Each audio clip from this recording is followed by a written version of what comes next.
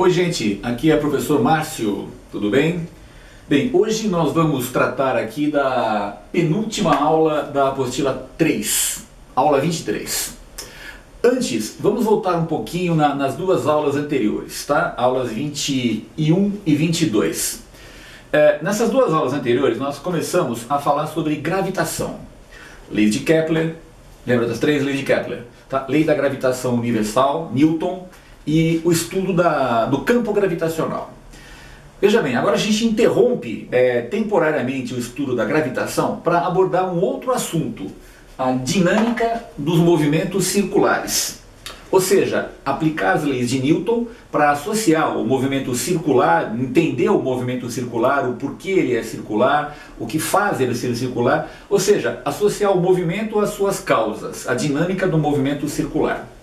Nota, esse assunto, a dinâmica do movimento circular, vai ocupar as duas últimas aulas da apostila 3, aulas 23 e a próxima, 24, e as 5 primeiras aulas da apostila 4, até a aula 29, tá? Então a gente vai aulas 23, 24, 25, 26, 27, 28 e 29. São 7 aulas a respeito, tratando da dinâmica de movimentos circulares. Começando com o movimento circular uniforme, depois abordamos os movimentos circulares variados.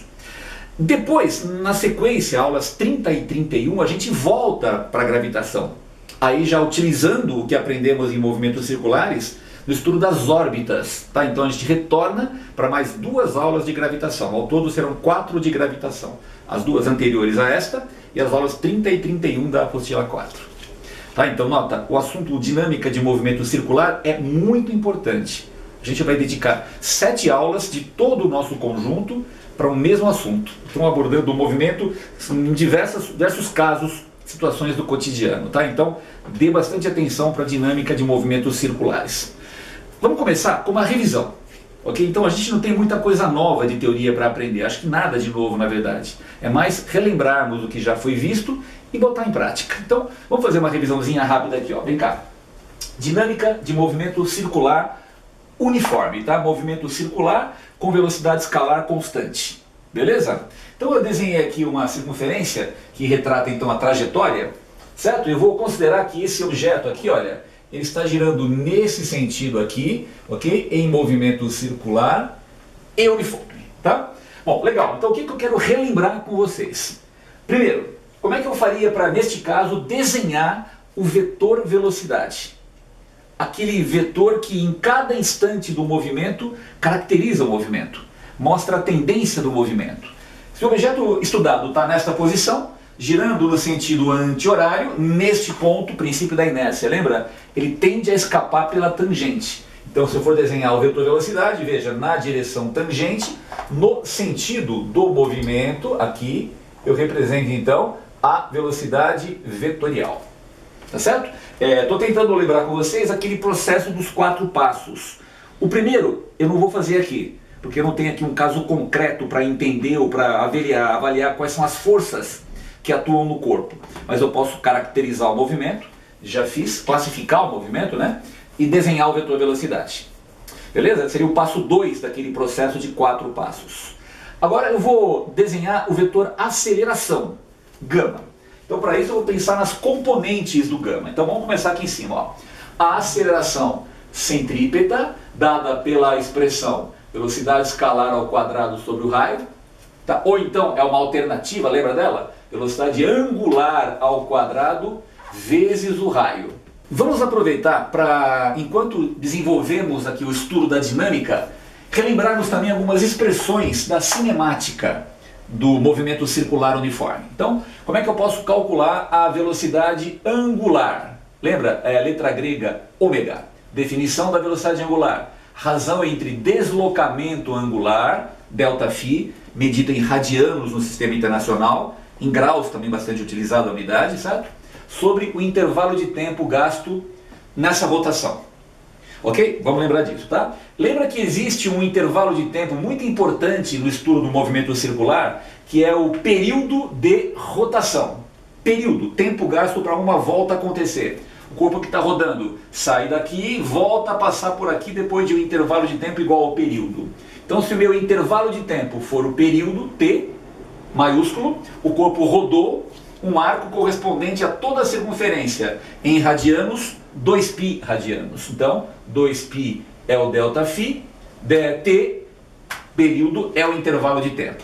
Lembra que existe uma grandeza inversa do período, aquela que multiplicada pelo período vai resultar em 1, a frequência de rotação, que mede a quantidade de voltas de ciclos efetuados em uma unidade de tempo. F é 1 sobre T, T é 1 sobre F, não é isso? Então eu posso colocar também a expressão aqui, 2π vezes a frequência. Então eu tenho a expressão do ômega, as expressões importantes do ômega aqui do lado. Tá certo? Já a velocidade escalar constante no movimento uniforme, pode ser dada pela razão entre o deslocamento escalar e o tempo gasto nesse deslocamento escalar. Mais uma vez, saí de um ponto, dei toda a volta, girei nesse sentido, como eu estava pensando, não é isso? Dei toda a volta. Então, o intervalo de tempo que eu desenvolvi para fazer isso é o período. Tá? Quem dá uma volta completa percorre o comprimento da circunferência. Então, neste intervalo de período, o ΔS seria o comprimento de uma circunferência 2πr. Tá? Eu posso aproveitar, perceber que a expressão 2π sobre t está dentro dessa expressão aqui. Posso chamar essa expressão de ômega, então eu posso associar V ao ômega. V é ômega vezes R. E é exatamente desta relação que eu caio dessa expressão para esta expressão. Só uma revisãozinha curta e rápida, né? Bom, voltando. Aceleração centrípeta na direção radial e voltada para o centro. Como esse movimento é circular, é uniforme, então a componente tangencial da aceleração vetorial, que é igual ao módulo da aceleração escalar, será nula. Tá certo? O movimento uniforme não apresenta aceleração escalar. Certo? Então aqui, pessoal, desta discussão, resulta que a aceleração vetorial, gama, acaba coincidindo com a aceleração centrípeta, pela ausência da componente tangencial. Então eu vou voltar a minha figura e colocar aqui essa igualdade. A aceleração centrípeta igual à aceleração vetorial. Beleza? Revisando, não é isso? Bom, continua na minha revisão. Segunda lei de Newton, força resultante igual a massa multiplicada pela aceleração vetorial. Como o gama coincide com a componente centrípeta da aceleração, então eu posso fazer isso aqui virar massa vezes a aceleração centrípeta. Certo? A componente centrípeta do gama, tá, está associada à componente centrípeta da resultante, que a gente vai chamar de resultante centrípeta. Então, resultante centrípeta, massa vezes aceleração centrípeta. Conceito físico de resultante centrípeta.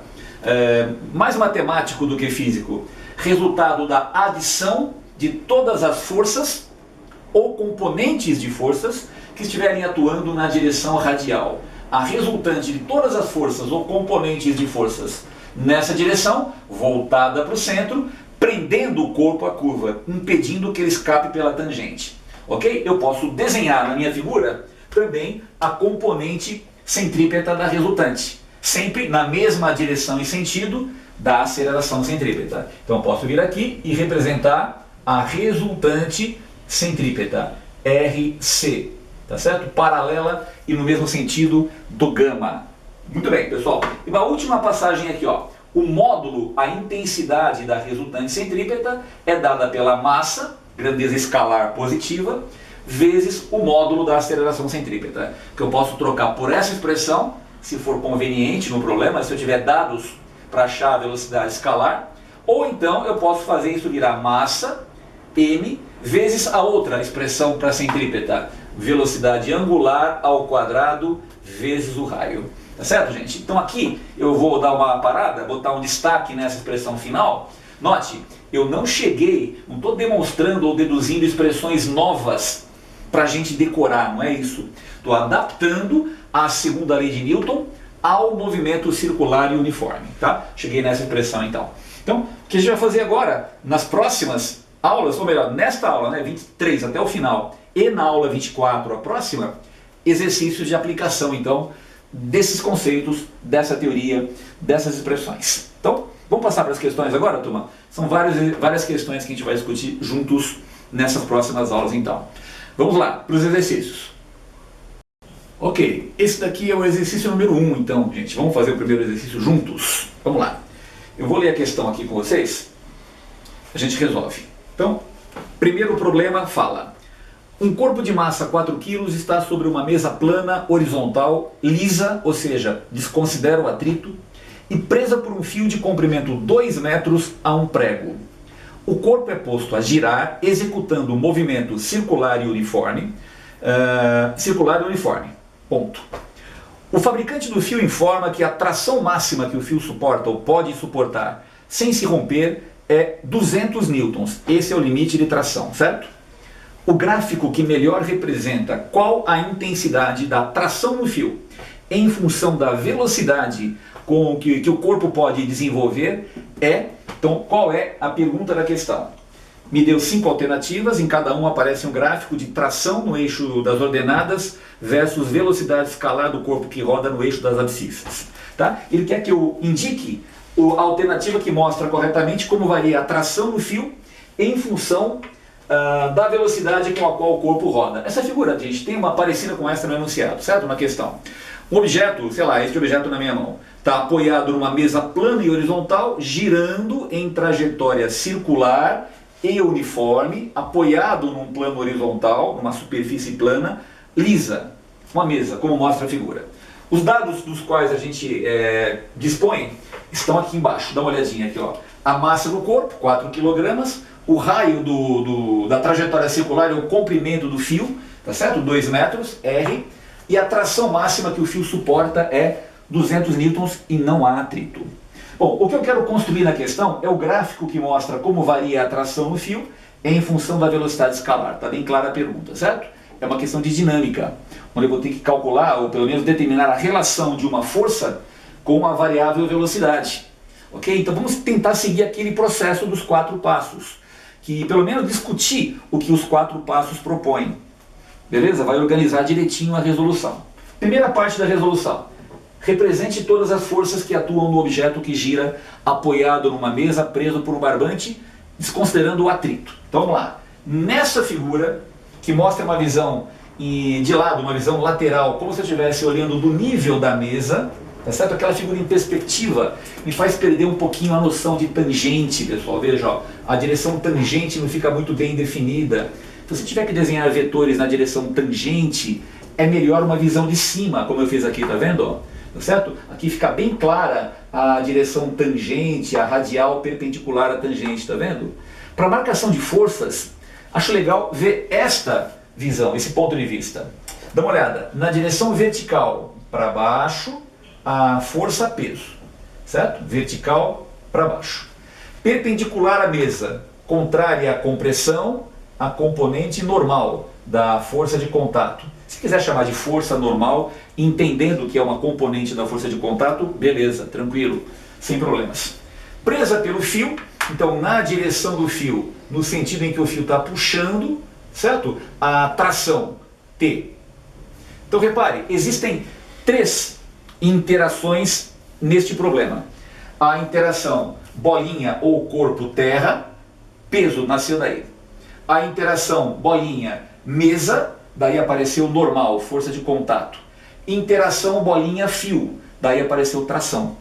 3 interações, 3 forças. Não há nenhuma outra força, nenhuma outra. Não há atrito, nenhuma outra interação que dê origem a uma outra, uma 4ª força. Apenas 3 forças, tá bom? Bom, vamos classificar o movimento. O movimento já foi descrito no próprio enunciado, né? Movimento circular e uniforme. Gente, ó, fiz uma visão de cima aqui, tá? Para desenhar melhor o vetor velocidade, sempre na direção tangente, certo? Eu vou considerar o movimento visto de cima nesse sentido. Poderia ser o contrário, é uma opção, só uma escolha. Vou classificar esse movimento como circular e uniforme. Tá bom? Tá bom? Vou desenhar o vetor velocidade na direção tangente à trajetória, que é aquela direção sempre perpendicular à direção radial, aqui embaixo também, a direção perpendicular à radial. Vetor velocidade na direção tangente, no sentido que eu adotei como do movimento, portanto neste sentido, indico aqui a velocidade vetorial. É bem importante fazer isso, ele é base para os próximos vetores. Se esse movimento foi classificado como uniforme, então eu vou colocar aqui embaixo, não existirá aceleração tangencial no meu movimento, mas por ser circular, haverá componente centrípeta, ok? Na direção radial e voltada para o centro. Então aqui eu vou colocar a componente centrípeta da aceleração. Portanto, sem tangencial, centrípeta acaba fazendo o papel de aceleração vetorial total.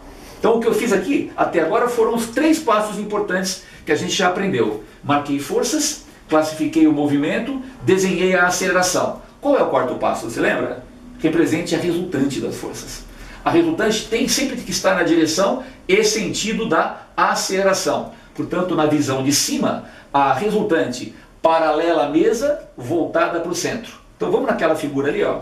Resultante paralela à mesa, voltada para o centro. Então aqui, sem dúvida eu acho, né? Podemos equilibrar normal com peso e quem sobra desempenha o papel de resultante. Portanto, a tração será a resultante. Como ela está voltada para o centro, para onde aponta a aceleração centrípeta, eu vou chamar isso de resultante centrípeta. Então vamos combinar uma coisa aqui, ó. Vamos tentar evitar a linguagem do tipo assim, olha, a força centrípeta, calcular a força centrípeta. Se você usar a expressão força centrípeta, pode te dar a falsa ideia de que a centrípeta é uma força. Como se aqui houvesse normal, peso, tração, 3 forças, mais uma 4ª força que seria a força centrípeta. Centrípeta não é uma força, é a resultante de todas as que estão atuando no corpo. A tração faz o papel de resultante centrípeta. Ok, pessoal? Então, aqui em cima, se eu escrevo que resultante centrípeta é igual a massa vezes aceleração centrípeta, eu posso então trocar a tração, colocar no lugar da resultante centrípeta, massa vezes. Agora, como eu tenho que relacionar a tração com velocidade escalar, a aceleração centrípeta vou colocar v² sobre o raio. Certo? Vou fazer as substituições numéricas, veja, massa 4, velocidade escalar v², raio 2. Então daqui eu chego numa relação bem importante nesse exercício. 4 sobre 2, 2 vezes v². Ainda não cheguei à resposta, mas posso eliminar alternativas, pessoal. Dá uma olhada, ó. Se eu percebi essa expressão, eu noto, primeiro, que a tração T em função de V é uma função do 2º grau. Então o gráfico que relaciona essas variáveis tem que ser um arco de parábola. Tá? Por ser um arco de parábola, já posso eliminar, sem achar a alternativa correta, uma errada. A, que mostra aí um segmento de reta. Tá? Tem que ser um arco de parábola, gente. Como o número 2 é uma constante positiva, então a concavidade deste arco de parábola tem que ser para cima. Tá certo? Então a gente elimina agora a alternativa D. Observa nas opções aí. Sobraram 3. Agora, com os dados que a gente tem disponíveis, a gente acha a resposta. Veja, se a tração é igual à tração máxima, nós temos, né? A tração máxima é 200 newtons, tá certo? Então, olha o que eu posso concluir aqui, ó. Então, tração aqui, 200 newtons, igual a 2 vezes v². Se esse t é o t máximo, este v é o v máximo. Então, o objeto que roda não pode ultrapassar a velocidade máxima que a gente vai calcular agora. Senão, o que vai acontecer é que o fio vai arrebentar, ok? Qual é o valor da velocidade máxima? Vejamos. Velocidade máxima igual 200 sobre 2, 100. Raiz quadrada de 100, 10 metros por segundo. Então veja, pessoal, no meu gráfico, se a velocidade atingir o valor 10 metros por segundo, a intensidade da tração será a tração máxima 200 newtons. Então agora vamos procurar o gráfico, a alternativa, né, que mostre o gráfico como sendo um arco de parábola de concavidade para cima que passe pelos pontos de coordenada 10 e 200. Lembrando que quando V é 0, T é 0. Então começa na origem, passa por esse ponto, um arco de parábola de concavidade para cima, alguma coisa semelhante a isso daqui assim, ok, pessoal? Bom, a única alternativa, de acordo com o que foi discutido, é aquela indicada pela letra E, alternativa E na questão número 1. Então um exercício sem um contexto, tá? Muito assim do cotidiano, digamos, mas que deu para entender a ideia, o conceito de resultante centrípeta. Primeiro exercício desta aula. Tudo certinho? Bom, qualquer dúvida você volta um pouquinho o seu vídeo, aí você pode rever a resolução. Vamos para a questão número 2, vamos junto? Exercício 2. Vamos seguindo então. Dinâmica do movimento circular. Tá? Figura na lousa, eu vou ler o enunciado. Acompanha comigo aí, questão da FUVEST, segunda fase. Um sistema é formado por um disco com um trilho na direção radial e um bloco que pode se mover livremente ao longo do trilho.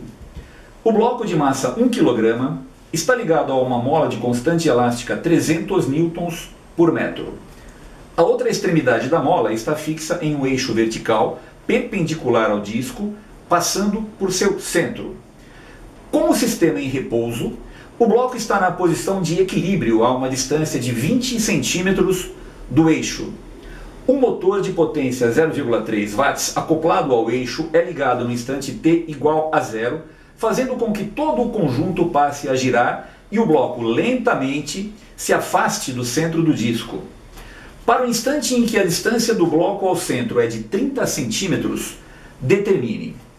Já leio os itens, pessoal. Vamos só ler esse quadrinho, note e adote, que tem informações importantes. Desconsidere a pequena velocidade do bloco na direção radial. As massas do trilho, e da mola são todos desprezíveis. Ele fala, despreze, desconsidere, né, estas massas. E que mais? Desconsidere também os efeitos dissipativos. Então não há resistência do ar, não há atrito provocando perda de energia. É legal que a gente interprete o que a gente acabou de ler, né? Eu tenho aqui uma mola, só para tentar tornar a coisa mais compreensível. Repara bem, ó, uma mola, um objeto na extremidade dessa mola, e a mola está presa numa hastezinha vertical. É semelhante a isso aqui, veja, ó. A haste, a caixa e a mola aqui no meio, tá bom? Só que essa caixa, ela está apoiada numa superfície plana e horizontal. Então eu imagine que esse objeto na minha mão está apoiado aqui numa superfície plana. No instante inicial, tudo parado. A partir de um certo momento, o motor faz o disco, isso aqui está apoiado num disco, girar. Então, vendo de cima, imagina que agora então isso começa a girar num sentido qualquer, imagina nesse sentido, visão de cima, ok? Como o objeto tende a escapar pela tangente, princípio da inércia, tá certo? Para impedir que o objeto escape, a mola fica tracionada. Só que mola, ao contrário de fio ideal, a mola pode deformar-se. Então, à medida que o objeto, junto com o disco, vai girando, a mola vai ficando mais comprida, vai aumentando o seu tamanho, veja. A mola vai deformando-se. Então aqui é o instante inicial, com o disco em repouso e a caixinha também em repouso. Ok? Embaixo, um instante qualquer maior do que o inicial, já com o disco em movimento de rotação, com a mola maior do que o seu tamanho natural. Então veja aqui os dados da questão. A massa daquela caixa, 1 kg. A constante elástica da mola, 300 newtons por metro.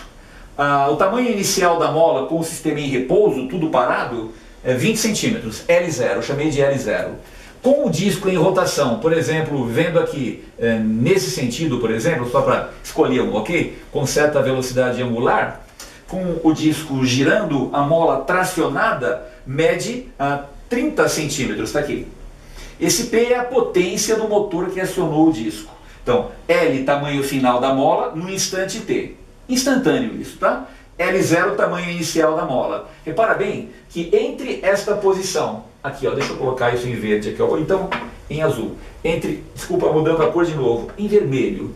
Entre esta posição e esta posição aqui, nota, este tamanho aqui é o quanto a mola ficou mais comprida, comparando esse momento com esse momento. Se eu chamar isso aqui de X, tá? Que é a deformação da mola, então veja que o X é dado pela diferença entre o tamanho final da mola e o tamanho inicial da mola. Então 30 menos 20, isso aqui corresponde a 10 centímetros. X igual a 10 centímetros naquele momento, tá certo? Bom, quais são as perguntas da questão? Vamos lá, então determine no empenhado exercício o módulo da força F na mola nesse momento. com a mola deformada em 10 centímetros. Item a força F que é aplicada na mola. No item B ele pede a velocidade angular do bloco, que eu chamei de ômega na questão. No item C, a energia mecânica E armazenada no sistema, nesse momento, tudo nesse momento aqui, ok? E no item D, o intervalo de tempo ΔT decorrido desde o início do movimento. Então, espera um pouquinho, ele quer que a gente calcule o intervalo de tempo entre esse instante e esse. Então, o intervalo de tempo decorrido aqui foi chamado de ΔT. É uma pergunta também da questão. Bom, acho que a ideia parece que ficou clara. Eu vou agora começar a pensar então nas forças que agem na caixa nesse momento, instantaneamente. A caixinha está apoiada no disco, tá certo? Girando, presa à trajetória pela mola deformada. Então pensa comigo, aqui nesse momento aqui, ó, deixa eu colocar essa força aqui numa cor que destaque o que eu quero mostrar. Essa força para baixo, a gente conhece de longa data, essa é a força peso. Deixa eu colocar aqui P, força da gravidade. A caixa apoiada no disco, sujeita à ação da força de contato com sua componente normal, N. Tá certo? A caixa puxa a mola, que está deformada por ação desta força, a mola reage, puxa a caixa. Então aqui aparece uma força aplicada pela mola na caixa. Deixa eu só apagar um pedacinho da mola, eu acho que fica mais fácil a visualização. Se eu der uma limpadinha na figura aqui, ó, para não ficar uma figura sobreposta à outra, tá bom? Aqui tem a força aplicada pela mola, tá certo? Que a questão chama de F. Essa força com a qual a mola está puxando a caixa tem a mesma intensidade da força com a qual a caixa puxa a mola. E devido a essa força, a mola deformou-se. Essa força é uma força elástica, tá certo? Então no item A da questão, deixa eu só reler a pergunta do item A, gente. Releia comigo, ó. Ele pede que você calcule, ou que a gente calcule, o módulo da força F na mola. Então espera um pouquinho. No item A da questão, aqui a gente quer calcular a intensidade desse F. Tá certo? Então o que a gente quer calcular é a intensidade da força elástica. Portanto, basta lembrar da lei de Hooke. F igual a Kx. Tudo tranquilo até aqui? Bom, F é a pergunta, a constante elástica 300 newtons por metro. Cuidado, a unidade de comprimento aqui na questão, no K é o metro, né? Então esse X, que foi dado em centímetros, a gente deve converter isso para metro, certo? Aqui embaixo, vê se você consegue enxergar aqui, 0,1 metro. Tudo bem? Então aqui vezes 0,1, então a força F elástica atuando na caixa e na mola, 300 vezes 0,1, desculpe, 30 newtons. Então aqui a gente tem a resposta do item A. Deixa eu fazer um destaquezinho aqui, ó. Toda questão discursiva exige numa resposta um destaque. Muito bem. Item B do exercício. Item B do exercício. Relendo a pergunta do item B. Calcule agora a velocidade angular, ômega, do bloco. O objeto está girando com uma velocidade angular. Bom, agora observe, voltando à figura. Vem comigo aqui. Não há aceleração vertical. Então, normal equilibra peso. Sobrou uma força. Quem sobra atuando como resultante. Tá certo? A resultante, aqui eu posso colocar assim, ó, apontada para o centro, componente centrípeta da resultante. Então queremos calcular a velocidade angular. Então eu vou partir desta conclusão. A resultante centrípeta é a força elástica. Desta forma. Certo? Segunda lei de Newton. Resultante centrípeta, massa vezes aceleração centrípeta. Isto é igual a força F, já conhecida. Massa vezes aceleração centrípeta. Há duas expressões. V quadrado sobre o raio, ômega, a pergunta do item B, ao quadrado vezes o raio. Então vamos por aí. Ômega ao quadrado vezes o raio. Isto vai ser F. Agora, o que é o raio? O raio é a distância do objeto que gira até o centro ao redor de onde ele gira. Ok? Então o que a gente está chamando de raio naquela expressão é o L nesse desenho, concorda? Então isso é o que eu chamei de R naquela última linha, na última expressão. Então esse R a gente tem, pois o L é um dado da questão. Só não esquece de fazer esse 30 centímetros virar 0,3 metros, tá? Senão a gente vai errar. Bom, então a massa, deixa eu dar uma separada aqui só. A massa, onde está? 1 kg Velocidade angular é a pergunta, ao quadrado, o raio 0,3 e o F aqui em cima, 30. 30, ok. Bom, agora a conta é fácil. 30 dividido por 0,3 dá 100, certo? 100. Então eu tenho ômega ao quadrado igual a 100, portanto, ômega raiz quadrada de 100, ômega é 10. Sistema internacional, unidade da velocidade angular, radianos por segundo. Então agora eu vou colocar também, como fiz no item anterior, aquele destaque usual nas questões, nas respostas das questões. Aqui eu tenho então a resposta do item B do exercício. Deixa eu só fazer uma separação para evitar a interferência das coisas, um item no outro aqui, tá bom? Deixa eu separar isso aqui bonitinho, assim fica mais legal, mais fácil de compreender a resolução. Bom, então aí está o item B do exercício. Agora o item C. Qual é a energia mecânica E armazenada no sistema massa-mola, composto pela massa e pela mola, né? Nesse momento em que a gente está concentrado aqui, nesse momento. Como está o problema? Como está a situação? A caixinha está em que estado? Apoiada numa superfície plana e horizontal, que eu vou considerar aqui como sendo de altura igual a zero, a caixinha não tem altura, certo? Girando em movimento circular, ou em movimento com velocidade angular conhecida, certo? E preso a uma mola deformada. Então o sistema composto pela massa e pela mola apresenta energia cinética, devido à rotação, ao movimento, ok? E não há energia potencial gravitacional, pois eu tenho aqui o nível de referência exatamente onde se encontra a caixinha, mas tem a mola deformada. Então tem energia potencial elástica.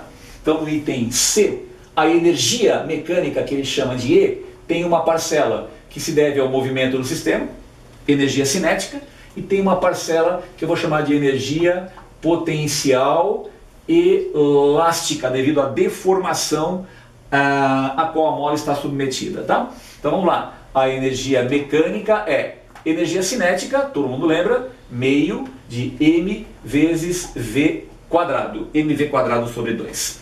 E a energia potencial elástica, meio de k, constante elástica, deformação ao quadrado. Então expressões que vêm lá da parte de trabalho e energia, é bem importante que a gente mantenha isso na cabeça, pois é muito comum as questões de dinâmica serem associadas à parte de trabalho e energia, envolvendo essas expressões. Então vamos lá, energia igual, meio, só uma passagem ainda literal, esse V a gente não tem, né pessoal, a gente não conhece V naquele momento, mas temos o ômega, tá? Então vamos fazer assim, ó, meio de M.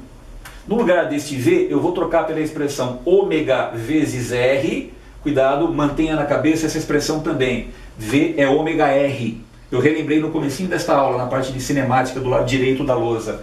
O quadrado fica aqui, mais meio, tá certo? De kx quadrado. Então agora eu vou para as contas. Energia mecânica igual meio, ok. Massa, 1 kg. Velocidade angular, onde está? 10 radianos por segundo. R é coincidindo aqui com L. O L, cadê o L? 0,3. Então aqui eu vou colocar 0,3, tudo isso ao quadrado, cuidado aqui, tá? Mais meio da constante elástica 300. E o X, a diferença entre o tamanho final da mola, vem para cá, e o tamanho inicial da mola. O X está aqui, ó, calculado aqui embaixo o seu valor, 0,1 metro. Volta para lá. Então aqui vai ficar 0,1, não esqueça do quadrado. Bom, vamos ver se a gente consegue fazer essas contas de cabeça. Se não der, a gente vai passo a passo para não também correr demais e atrapalhar tudo, né? Vamos ver. 10 vezes 0,3, 3. 3 ao quadrado, 9. Metade de 9, 4,5. Tá? Então tudo isso daqui, ó, toda essa parte aqui vai dar 4,5. Deixa eu botar aqui o E igual. Mais 0,1 ao quadrado é 1/10 ao quadrado, é 1/100. Então 300 vezes 1/100 dá 3. 3, metade de 3, 1,5. Então toda essa parcela corresponde a 1,5. Portanto aqui a conta ficou fácil agora. A energia mecânica naquele momento, 4,5 mais 1,5 vai dar 6 joules, tá certo? Então, mais uma vez, nessa questão discursiva, em todas as questões, Sempre faça assim. De alguma forma destaque a sua resposta. Finalmente, o último item, espero que caiba nesse espaço reduzido, D. A pergunta da questão do item D é: o intervalo de tempo ΔT decorrido desde o início do movimento até esse momento. Bom, agora uma questãozinha aqui, pessoal, a gente tem que ter sempre na cabeça, ó, o tema, o conceito, a ideia de potência é bastante importante, tá? Então veja, o que causou o movimento deste sistema foi um motor de potência 0,3 watts. Conceito de potência: potência igual variação de energia sobre intervalo de tempo. Certo? A potência do motor a gente tem 0,3 watts. Watt joule por segundo. Ok. A variação de energia é a diferença entre a energia que o sistema tem nesse momento e o que ele tinha naquele. Lá parado, mola não deformada, sem altura. Aqui a energia mecânica inicial é 0. Nesse momento a energia mecânica calculada, 6 joules. Então a diferença entre 6 e 0, 6. Portanto aqui a variação de energia é 6 e o intervalo de tempo é a pergunta da questão. Aqui a gente pode então fazer a conta. ΔT, 6 sobre 0,3 vai dar 20, não é isso? 20 segundos. Gente, aqui eu tenho então a resposta do item D dessa questão. Veja, a questão é grande, ela tem 4 itens, mas nenhum deles é muito complicado. Gente, olha, a gente então fica nesta aula, nesse exercício, tá? E os próximos exercícios do mesmo assunto ficam agora então para a aula 24, que será a próxima que a gente vai então desenvolver juntos. Ok, pessoal? Um abraço, até!